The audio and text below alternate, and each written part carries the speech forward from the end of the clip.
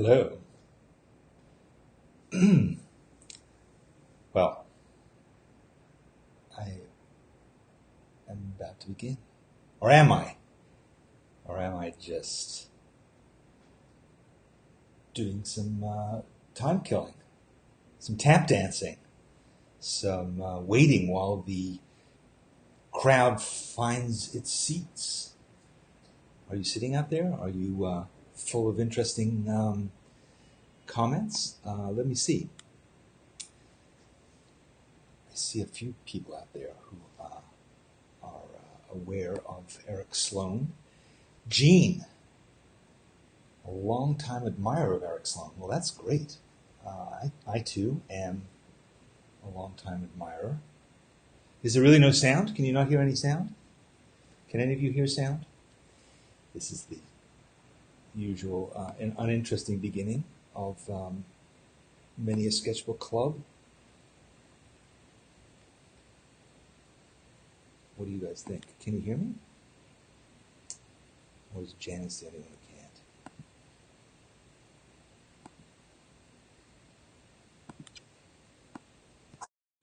who can't? Yes, well, I'm going to wait until somebody tells me that they can hear me, and then I won't have to fiddle around. All right, good. Thank you, Morgan. Good. That's boring. There's nothing more boring, honestly, than the technical bits of the beginning of a meeting of Sketchbook Club. So it is a cold and snowy day here in New York City, as it often is this time of year. It has been snowing more or less since I woke up, or actually probably even before then. And so I'm actually glad to be snug in the house. I feel a bit like Michael Nobbs. For those of you who know Michael Nobbs, he's always talking about being cozy and snug and having cups of tea, and I certainly feel that way today in my flannel shirt. But I'm glad to be talking to you today about an artist who I think is much less well known than he should be, particularly for people who are interested in sketchbooks and interested in journaling, and that is a man named Eric Sloane. So Eric Sloane was born in, I think in New Jersey, actually, in the early days of the 20th century.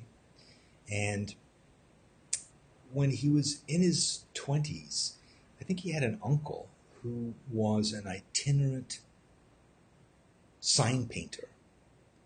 And Eric decided that this would be a really cool thing to be as well. And so he decided that what he would do is he would go and travel across the country, and he would stop along the way and make a little bit of money doing painting signs. So this is, I think, in the late 20s, early 30s, that kind of period. And so here is this young guy, and he had bought himself a Model T.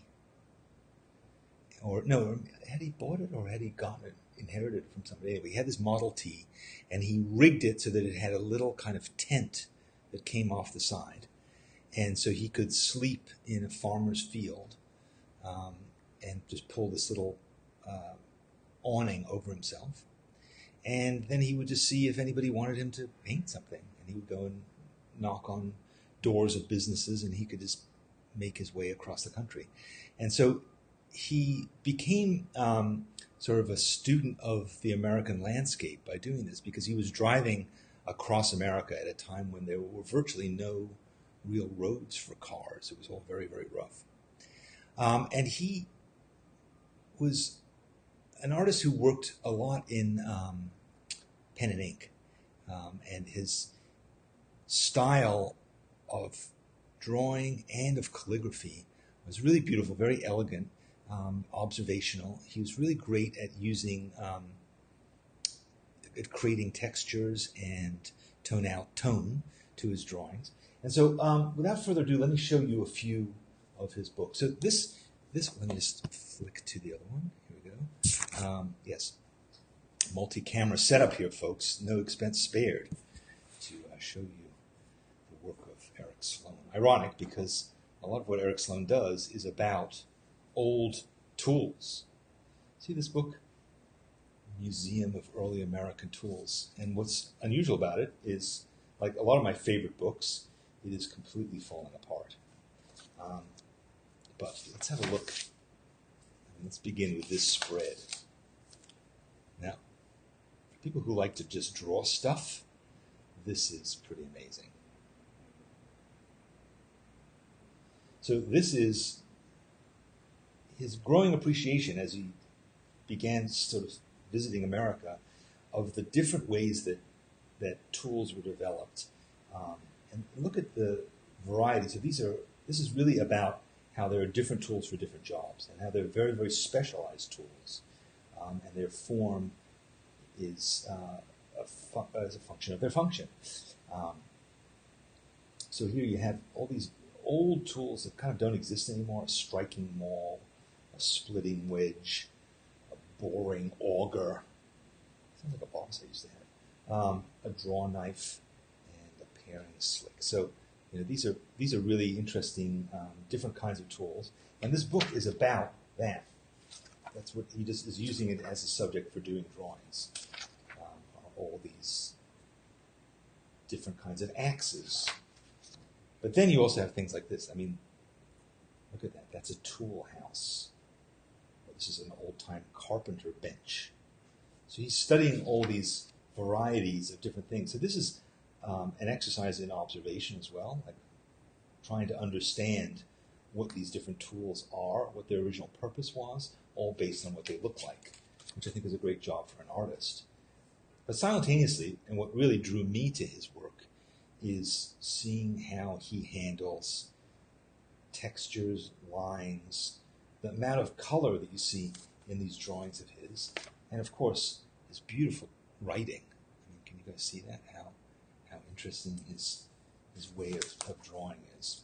So, this particular book is a lot. It's almost like a catalog of stuff, of tools and devices, and that's interesting. Admittedly, it might strike you as much ado about nothing, an awful lot of drawings of hammers and tools, but to me it's interesting because it is about really boring in, as it were, to a single subject and trying to understand it in as much detail as possible. And that's something that I find interesting to do in my sketchbooks as well. I've talked about that before here, about obsessions. You may remember the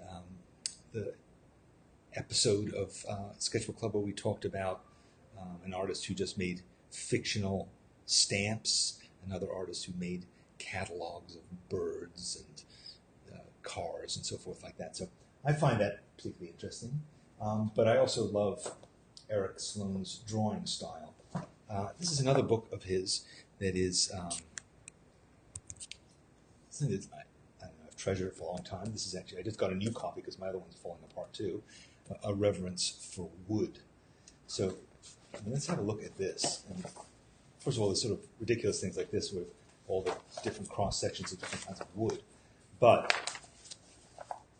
when I see this kind of a drawing where you're drawing something that is roof and it is made up of these tiles, and he's taken a lot of trouble to draw them in a way that suggests how the rhythms of the tiles are laid out, how varied they are from one from the other, how the light falls on them differently. You can get a sense of the beams that are running underneath these tiles just by these shapes. So there's something very simple, and yet there's a lot of complexity in his drawings.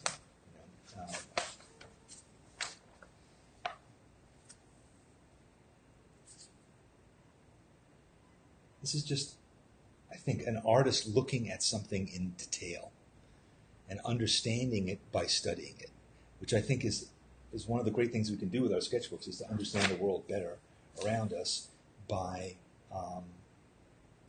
drawing it and by studying it intensely. Here is a whole page about how to tell how old a building is based on the hardware that was used to put it together and the structure of how it was made. And he is an expert on this because he's doing it. His drawings have led him to become an expert, on different kinds of doors that you might find in a barn, so forth. So the different ways in which timber grows. So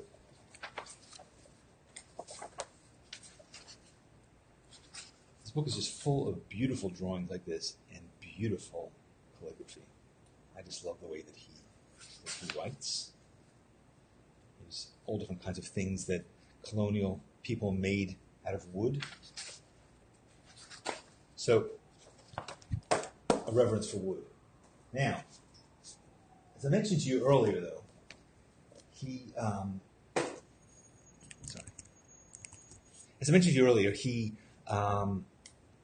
traveled across the country, and that trip that he took when he was a young man became really foundational for him.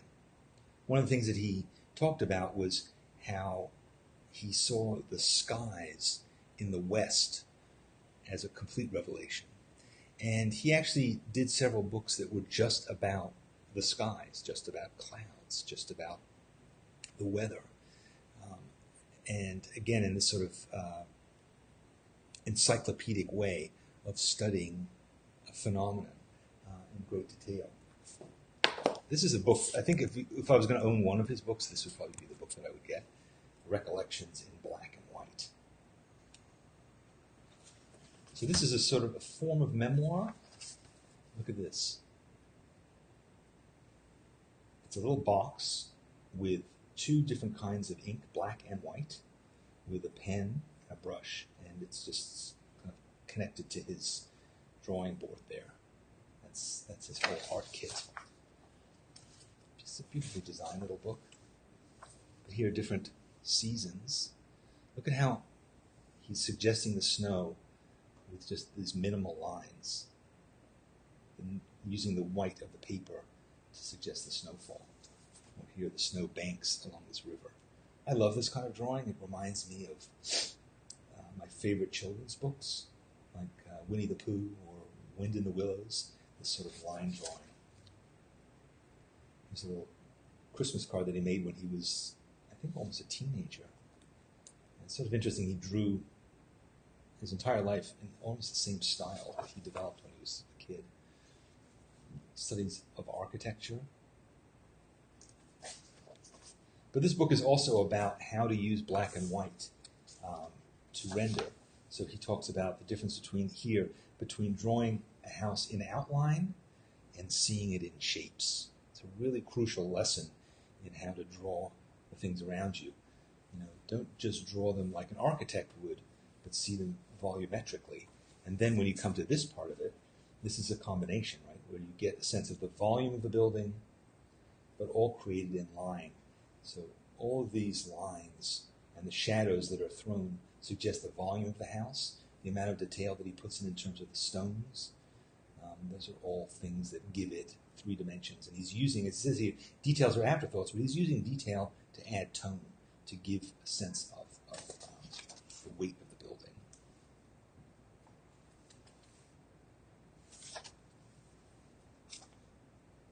It's an incredible drawing, isn't it? All this cross-hatching, but varying cross-hatching. So you get the sense that this tree against the silhouette of this building, and then the branches against the sky. It's so moody. I love the way he breaks the frame there by coming outside.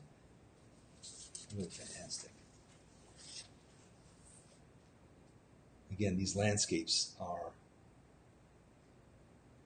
so simple, right? There's not even what you would call cross-hatching, although there's clearly a lot of texture in here.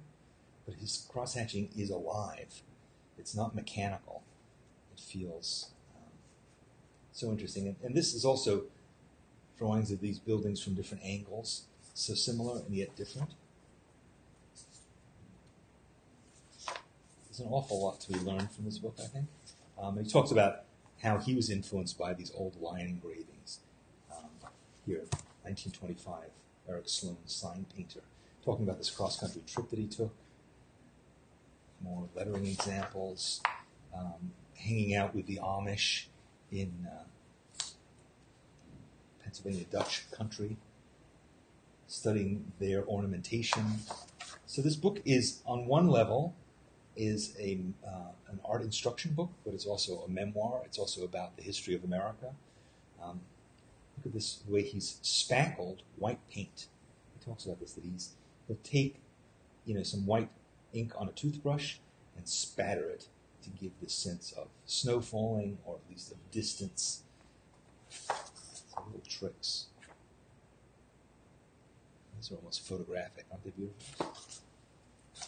So this is a great book, and I would strongly recommend it just because of the different elements that it gives you. But then this next book is the sort of the executive version of that same book. It's about his memories of America. It's his views. Like, this is an example of what I was telling you about with his drawings of clouds and birds flying. But see how simple they are? This is very confident drawing. It's too wide to show you the whole page, but then look at paintings like that he also made. So, this is again from his early days of drawing skies and doing murals. He did these epic murals about the early times of flight. Early days of flight. Like, this is an example of one. This is the design for a huge mural that he did at the Smithsonian Institution in Washington. Painting of clouds. And then a drawing of clouds.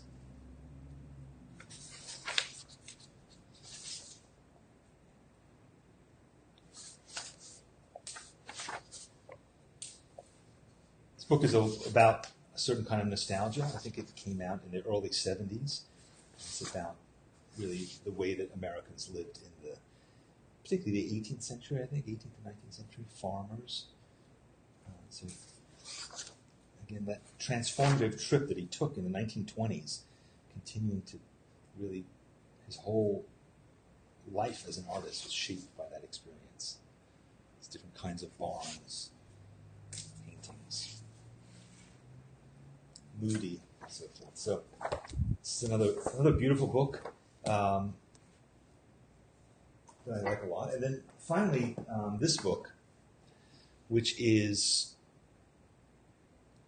about a trip that he took I think it was in the 70s, where he went on the same trip that he had taken in the 1920s. He now took it again, but this time in a Model A. So it's really about the difference in that experience of what it was like to travel across country. Here he has this drawing board that he has made. This is something that he made when he was a young guy, and it can function as an easel. It can fold out as a table, and he could also sleep underneath it. And this is like his portfolio, his drawing board, everything, all in one screen. Here's the Model A that he traveled in. But he's just talking about what it was like to drive in those days. Something I'd never really thought about, but there were no roads. There were virtually no maps. There weren't many gas stations. You'd have to go and figure out so much stuff on your own. But also how these cars were designed for that. And that to me is a fascinating part of this experience as well. I love this as a memoir and also as a travel journal. Talking about how difficult it was to get water for your car and how the car was constantly overheating. This is an interesting thing where he just explains how these principles of measurement come from really the history of land grants in England. And anyway, it's something that interests me. But these early signs that he painted in gas stations, he would go into like a little store like this and he would paint the windows. Just drove around with his car that said signs on it. So anyway, he's doing the same trip going back 50 years later and talking about the differences between it. So again, a really interesting travel journal and a memoir.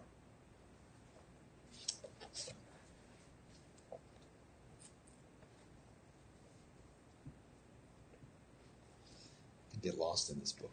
This is fascinating to me. The different ways that he's using drawing. at that beautiful map, too. Again, with his lettering, a little drawing of himself driving the car, aerial view of the mountain. I mean, the guy can draw anything. Here's that thing I was talking about, this little awning that he pulls out from his car so he could sleep underneath it. How simple his life was. You know, basically living by his wits, living by his brush. And an interesting time. So, map of towns. That was his ultimate destination. That's where he had gone when he had made his first cross-country trip to Taos, New Mexico.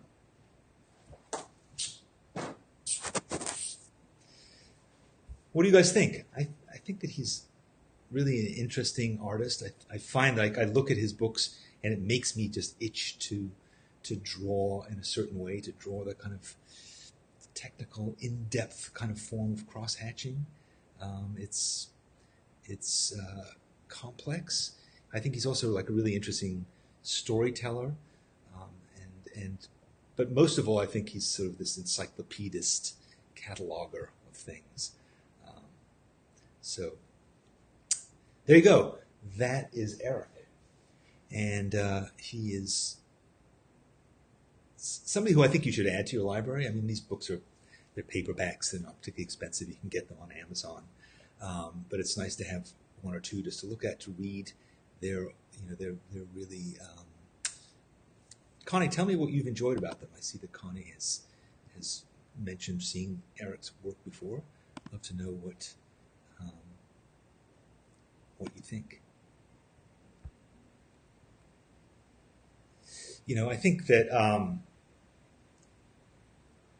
he's not terribly well known in really at all. I think he had his period, probably in the 60s and 70s. He was better known, but he is a master of a form that I think has kind of died down, which is that beautiful black and white ink drawings. It just reminds me of an old school illustrator that may not be that relevant anymore, but I think the essence, the foundation of what he's doing is really can inform anybody who's drawing. So, good. Well, thanks for hanging out with me today. I have a few other people who I want to talk about, and in the next couple of weeks, we are at a very busy time right now at Sketchbook School, because we are about to launch Illustration Nation, which you may have heard of, which is an opportunity to make a project, to work for 4 weeks on a project. I think Eric's work is sort of inspiring in that way, showing you how you can take some subject like tools or a cross-country trip and then suddenly explore it, unfold it, work more and more deeply. And I think that's one of the things we're going to be doing in Illustration Nation. We're also working on several other classes simultaneously. We're working on a class that Kosha and I are going to be doing together. That will be the next class coming up after Illustration Nation. And we're in the middle of production on that. And we're also in the middle of production on the class to follow that. And I'm going to be traveling next week to Atlanta, Georgia, to work with an artist there, Mike Lawler. And then I'm going to be going to Charlotte to work with another artist. And then I'm going to be going to Nashville.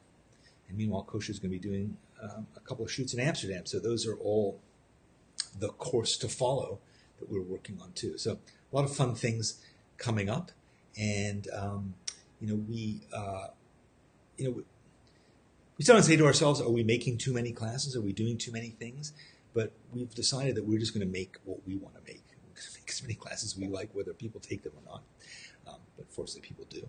But we're just looking for adventure. And I think that's what I see in Eric Sloane's work as well, is this quest for, the need to make drawings. Like I find sometimes that when you become addicted to drawing, when the drawing bug kind of bites you, you start looking for ways of applying it. I remember in the first few years that I started to draw, that was really what I wanted, was just the opportunity to spend a couple hours each day drawing. And I didn't really want to have to wonder what I was going to draw, whether it was worthwhile. But I was friends with Dan Price at that time, and he and I went on several trips that were done just for drawing. Like we went to Death Valley for, I don't know, it was like a week or 10 days, I think, which seems like a long time in retrospect to have spent in Death Valley. But we just had a really fantastic time drawing the landscape, going to ghost towns, doing all that kind of thing, and making a sketchbook entirely devoted to a trip like that. That's a really fun thing to do, to find a theme and to explore it using your drawing. It helps you to, the drawing I think helps you to understand the theme better, and I think the theme helps you to work on your drawing more. And that I think is the next stage for a lot of people after you've sort of mastered, or at least come to terms with the basic things of drawing, right? That you say, I couldn't draw it all, and now I can draw a bit. What do I do with it? And I think for a long time, I used to think that when you could draw well, the next step was to, I don't know, do some drawings to hang on the wall, to get some stuff framed, make some pretty pictures. But then I realized, thanks to my sketchbook, that no, drawing is an opportunity to experience life. Drawing is an opportunity to go on adventures. And that's what Eric Sloane's work represents to me. And that's, again, what we're doing with Sketchbook School right now, is we're just kind of looking for adventures to have, new people to meet, new things to make, and use the fact that Sketchbook School exists as an excuse to buy camera equipment, to spend time editing, to meet new artists, to do new kinds of drawings, to have new kinds of homework assignments, to have new kinds of fun. I think the idea of drawing as not just a pastime, but as a lifestyle is something that's really transformative. It's certainly changed my life. The idea that that drawing is a way to have other experiences, to deepen the life that you lead, to meet new people, to take new risks, to learn new things about yourself, and to share that with other people, to share what you've learned, to share what you've experienced by putting it online, by making a little book, by just passing your sketchbook around as you're filling its pages. Those are all the fun aspects of being a member of the Sketchbook Club, which I'm sure you are too now, that you've started to see all the variety of ways in which you can fill a sketchbook. So anyway, thanks very much for joining me. I hope to see you next time. I also hope that you will be joining me in Illustration Nation. I can't wait to see the projects that people are going to put together. The idea of spending 4 weeks focused on a single thing and understanding the steps that you have to take to accomplish it is going to be really great. I agree with you, Sharon. I started when I was in my late 30s. I also wish that I had started earlier. And as Jira says, drawing gives a reason for doing everything. I think that's a really cool way of putting it.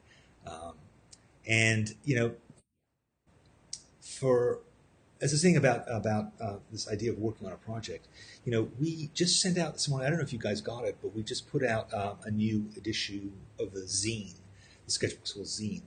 And I wrote this thing that's called About How to Eat a Whale, which is a thing from Michelle Silverstein poem about a little girl who spends her whole life eating a whale. And it's a metaphor really for how you work on a big, complicated project. And so the essay I wrote there, if you haven't read it, I'll just encapsulate it, is that when I was little, I always wanted to write a book. And it just seemed like an overwhelmingly complicated and difficult thing to do. How do you fill an entire big, fat book? How do you write all that? How do you do it? And I came to realize that you do it like the little girl eating the whale, one spoonful at a time. That you can break up any project down into component parts, and any one of those component parts is not overwhelmingly challenging and scary. And that's really how you take the journey of 1,000 miles. But there is also an art and a craft to breaking a project down. And that's, I think, one of the key things about this Illustration Nation course is how do you do a finished professional level work of art it isn't necessarily a function of talent and skill alone. It's also about process. How do you come up with ideas? How do you take those ideas and choose among them? How do you refine them? How do you compose them? How do you just choose typography, colors, textures, all those different things? How do you prepare something for production so that it can be professionally printed, or even just look good when you put it on the web? There's steps to that, skills that people have figured out, and that's in part what the job of being an illustrator is.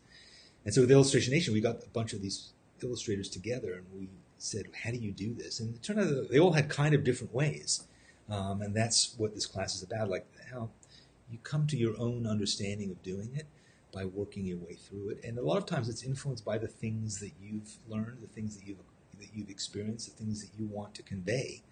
And I look again at someone like Eric Sloane, and I think, how do you do this? Like, how does he apply his skills? How does he break it down? And how does he break down his encyclopedic desires into a series of small drawings that eventually add up to an exhaustive, exploration? So I see here that Ellen is asking a question that I think a lot of people probably have. Do we need to have an idea before starting the class? That's one of the wonders of this class is you don't, because the very first thing that we do is we talk about all the different things that you could make. And we show you examples of that. We give you a big fat resource list of all the different kinds of places you might go to have something manufactured, or the ways in which you could take drawings out of your sketchbook and apply them to making something. And what is it you want to make? I mean, you might want to make a book about tools. You might want to make a zine. You might want to make a poster. You might want to make some gift wrap. You might want to make a dish towel, a set of mugs. Who knows? You might want to put together a portfolio and become an illustrator on your own.